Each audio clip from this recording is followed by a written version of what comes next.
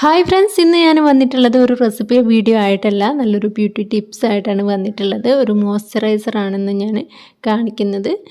ഗ്ലിസറിനും rose വാട്ടറും വെച്ചിട്ടുള്ള moisturiser എല്ലാവർക്കും അറിയാവുന്നതായിരിക്കും. പിന്നെ വേണ്ടത് ഒരു ബോട്ടിലാണ് കേട്ടോ, സ്പ്രേ ബോട്ടിൽ. ഇതിലേക്ക് സെയിം അളവിൽ ഗ്ലിസറിനും റോസ് വാട്ടറും ആഡ് ചെയ്യാം. ഞാനിപ്പോൾ ഈ ഒരു അടപ്പിലാണ് കേട്ടോ അളന്നെടുക്കുന്നത്. ഇത് രണ്ടും സെയിം അളവിൽ ഇതിലേക്ക് ഈ ഒരു ബോട്ടിലേക്ക് ഒഴിച്ചു കൊടുക്കാം. ഇതിലേക്ക് വേണമെങ്കിൽ നിങ്ങൾക്ക് വൈറ്റമിൻ ഇയുടെ ക്യാപ്സ്യൂൾ ചേർത്ത് കൊടുക്കാം.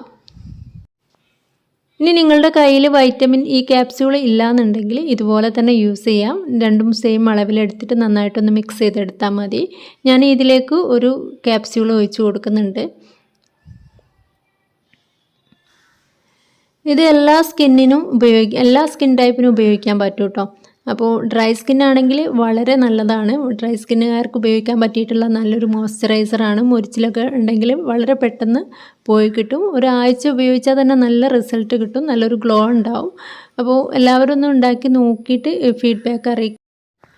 ഇതുപോലെ നിങ്ങളുടെ കയ്യിൽ സ്പ്രേ ബോട്ടിൽ ഉണ്ടെങ്കിൽ അതാവും ഒന്നും കൂടെ നല്ലത്. നമുക്ക് എപ്പോഴും ഉപയോഗിക്കേണ്ടതല്ലേ മോയ്സ്ചറൈസർ. അപ്പോൾ കുളി കഴിഞ്ഞിട്ടൊക്കെ വളരെ എളുപ്പമാണ് ഉപയോഗിക്കാൻ.